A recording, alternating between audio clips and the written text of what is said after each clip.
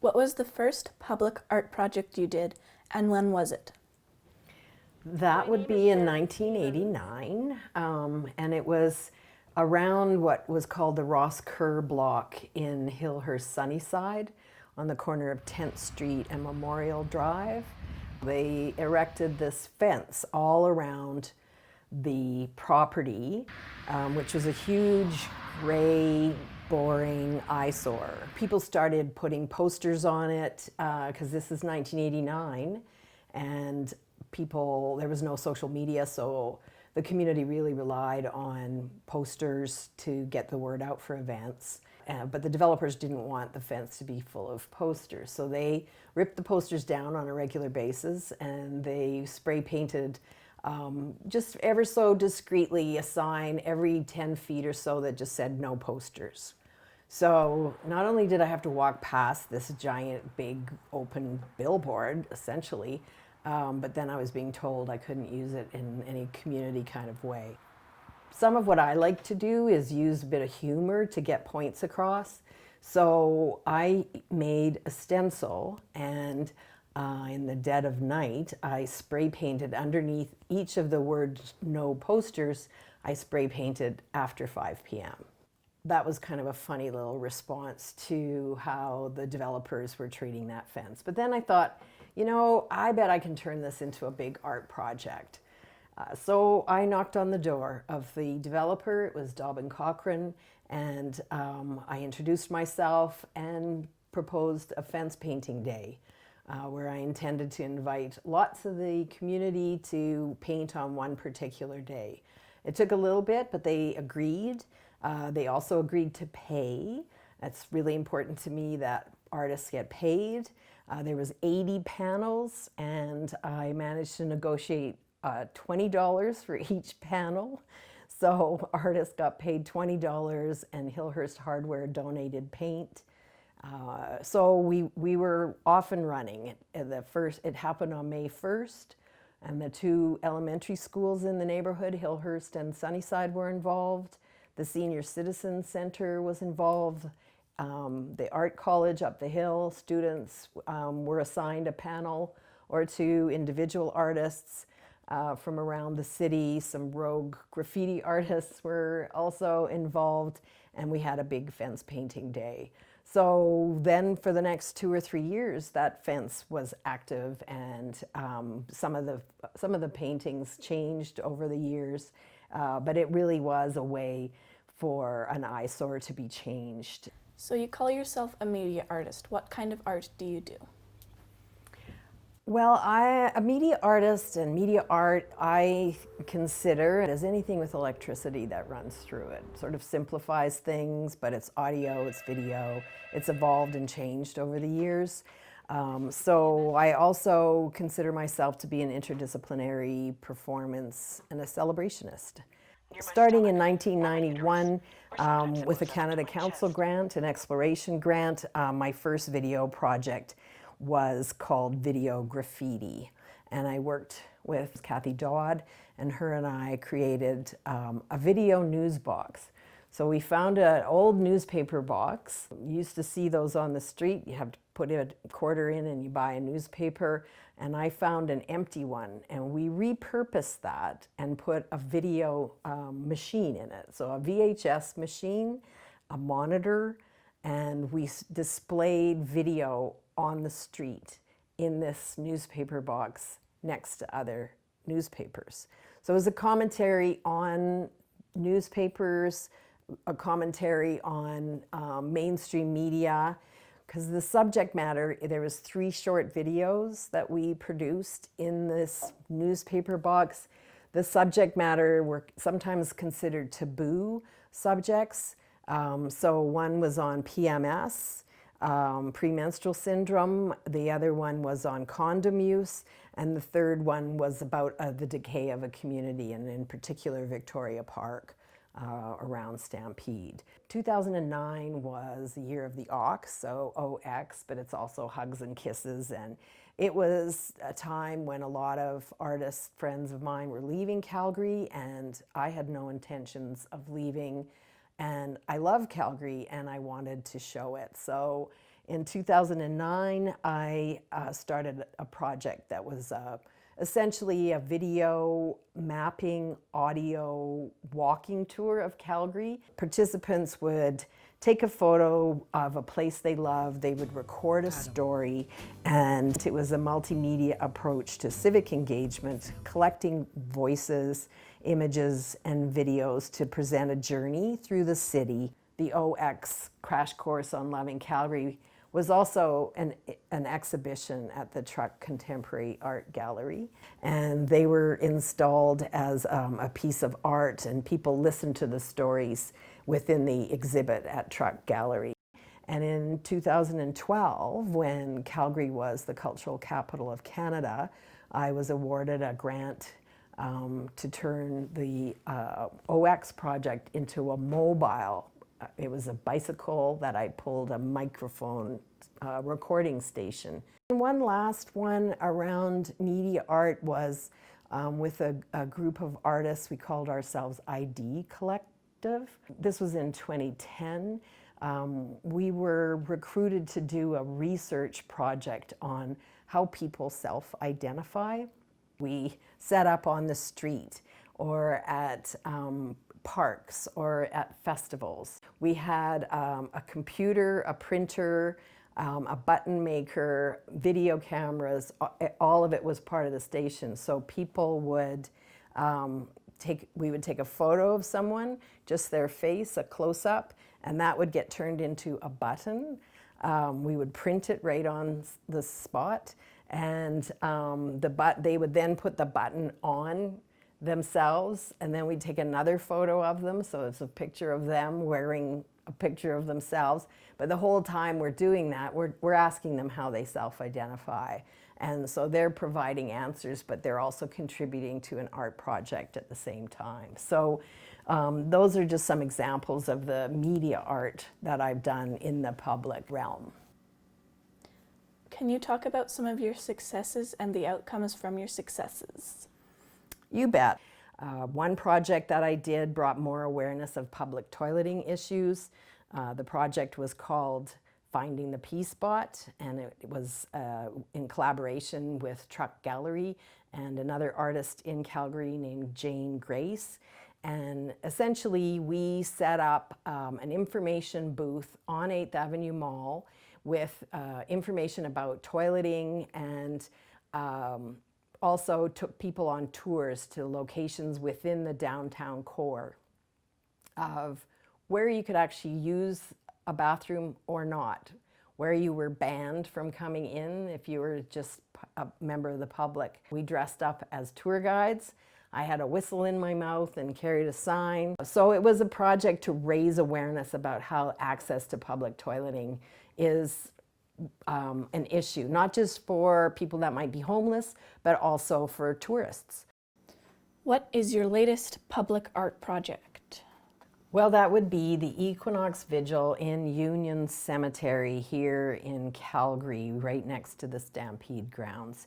And that is an event to honor the dead in artistic ways. I was inspired to put that event on when I met two artists from Vancouver who have a similar event in their city that has been running for a dozen years. I reached out to them and mentored with them, learned how they put it on, and decided I absolutely had to bring something like that to Calgary.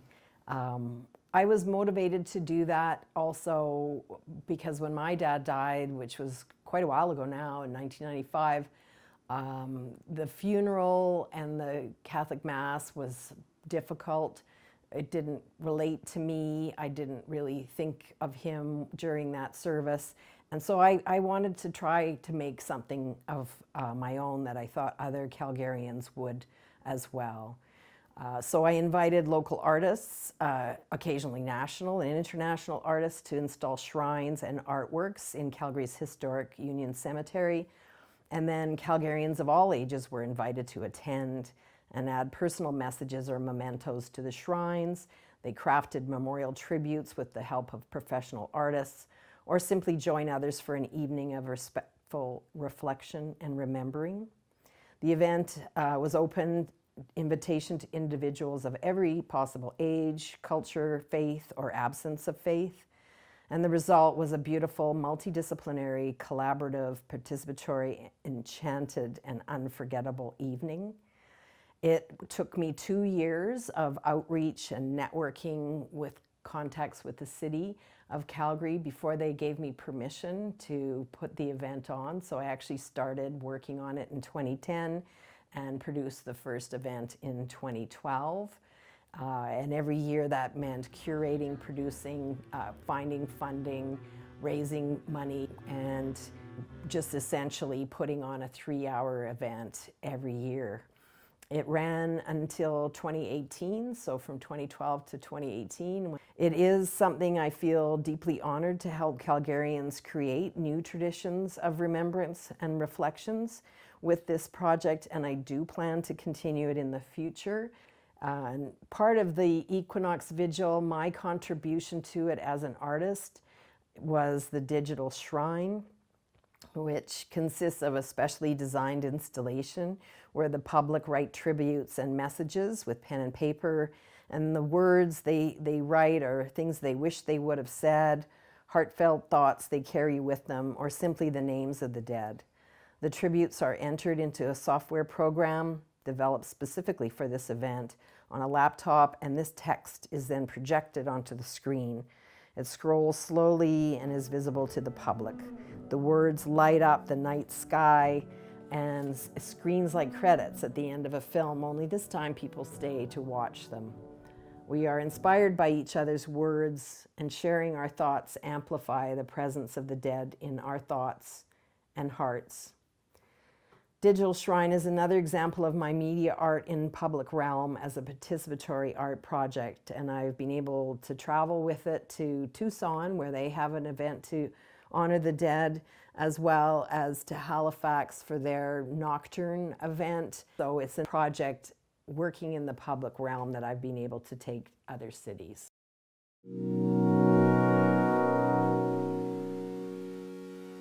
Over your career as an artist, what are some things that you have learned? Well, what I've learned over these 3 decades is that it's important to make participation accessible, to make it easy, to make it so that the public or the participants are not feeling self-conscious. So that's really a lot about creating a safe place. Lots of times it's about a transformative experience. It takes time. Some of what I also have learned is about funding. Try not to always go to arts funding organizations. It's helpful to build relationships with businesses, with art galleries. Sometimes they can sponsor your outdoor public event. Art lovers, over your career, it's a good idea to reach out to people and make those connections. I also believe a lot in reviving old traditions, but creating new ones. So I work to make sure that that can be part of my art practice as well. And lastly, I've learned, last but not least, I'm sure I'm still learning, that I acknowledge land and territory here in Mohkinstsis. And I also make sure that collaborators who may have barriers to be able to participate, like ability or childcare or access to transit, that that's acknowledged as well. So those are some things that I've learned. Do you have any recommendations for artists creating projects within the community? Sure, I do. I think artists should find mentors and work with them, like the artists that I reached out to who do cemetery work in Vancouver.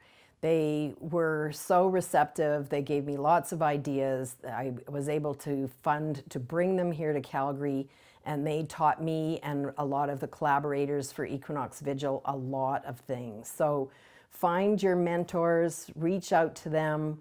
Also knock on doors. If you're curious about a building like the old Y, that's something you can do is just knock on doors. So for example, at the Freemasons Hall on 12th Avenue, I've done a project in there, and I knocked on that door. I'm not a Freemason, but I got to be friends with Viola, who works there, and I was able to use that space. The Number One Legion is also some place that I do a lot of work and I collaborate with, and they are a wonderful space for people to do performance. There's a lot of festivals that are held there as well. I volunteer there, so volunteering is a big part of what I would recommend. Also, bring your heroes to town. I really follow two activist artists called the Yes Men, and through an organization that I worked with in 2005, we were able to bring the Yes Men here to Calgary.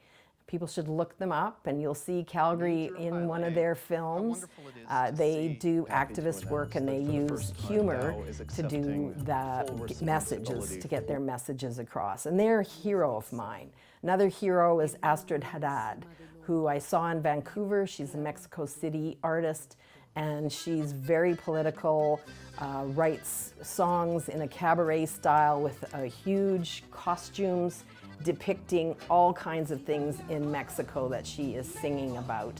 Patriarchy, colonialism, all kinds of things. And I saw her in Vancouver and thought, oh my goodness, I love what she's doing.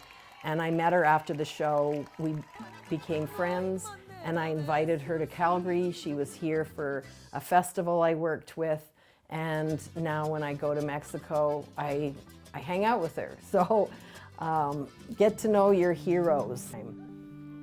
Some of what I also suggest people do is to get to know your members of council at the city.